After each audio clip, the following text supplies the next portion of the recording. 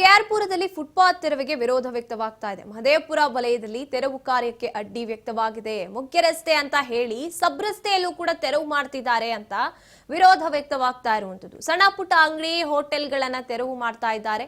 ತೆರವಿಗೆ ಬಂದಂತ ಅಧಿಕಾರಿಗಳಿಗೆ ಅಡ್ಡಪಡಿಸಿದ್ದಾರೆ ವ್ಯಾಪಾರಸ್ಥರು. ವ್ಯಾಪಾರಸ್ಥರಿಂದ ತೆರವಾದಂತ ರಸ್ತೆಗಳಲ್ಲಿ ಖಾಸಗಿ ಹೋಟೆಲ್ಗಳನ್ನ ಇಟ್ಕೊಂಡಿರುವಂತವರಿದ್ದಾರೆ. ಕೆಆರ್ಪುರದಲ್ಲಿ ಫುಟ್ಪಾತ್ ತೆರವು ಮುಂದುವರೆದಿತ್ತು, ಆದ್ರೆ ಅಲ್ಲಿ ವಿರೋಧ ವ್ಯಕ್ತವಾಗ್ತಾ ಇದೆ. ಮಹದೇವಪುರ ವಲಯದಲ್ಲಿ ತೆರವು ಕಾರ್ಯಕ್ಕೆ ಅಡ್ಡಿ ವ್ಯಕ್ತವಾಗ್ತಾ ಇದೆ. ಮುಖ್ಯ ರಸ್ತೆ ಅಂತ ಹೇಳಿ ಸಬ್ ರಸ್ತೆಯಲ್ಲೂ ಕೂಡ ತೆರವು ಮಾಡ್ತಾ ಇದ್ದಾರೆ. ಸಣ್ಣ ಪುಟ್ಟ ಅಂಗಡಿ ಇಟ್ಕೊಂಡಿರ್ತೀವಿ, ಹೋಟೆಲ್ಗಳು ಇಟ್ಕೊಂಡಿರ್ತೀವಿ, ಅದನ್ನೆಲ್ಲ ತೆರವು ಮಾಡ್ತಾ ಇದ್ದಾರೆ. ತೆರವಿಗೆ ಬಂದಂತ ಅಧಿಕಾರಿಗಳಿಗೆ ಈ ರೀತಿಯಾಗಿ ವ್ಯಾಪಾರಸ್ಥರು ಅಡ್ಡಿಪಡಿಸುತ್ತಿದ್ದಾರೆ. ವ್ಯಾಪಾರಸ್ಥರಿಂದ ತೆರವಾದ ರಸ್ತೆಗಳಲ್ಲಿ ಖಾಸಗಿ ಹೋಟೆಲ್ಗಳು ಇಟ್ಕೊಂಡಿರುವವರಿದ್ದಾರೆ.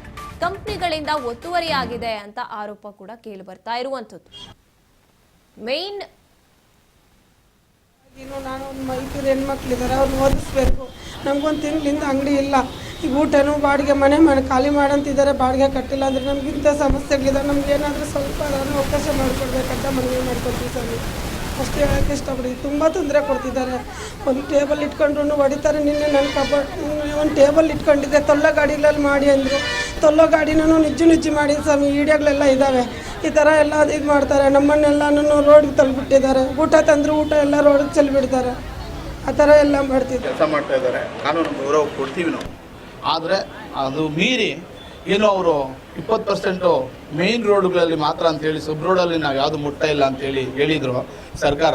ಆದರೆ ಅದನ್ನು ಆಧಾರಿತವಾಗಿ ಇಟ್ಕೊಂಡು ಅದನ್ನೇ ಒಂದು ಉದ್ದೇಶವಾಗಿ ಇಟ್ಕೊಂಡು ಇದು ಬೀದಿ ವ್ಯಾಪಾರಿಗಳನ್ನ ಸಬ್ ರೋಡ್ಗಳಲ್ಲಿ ಬಡವರು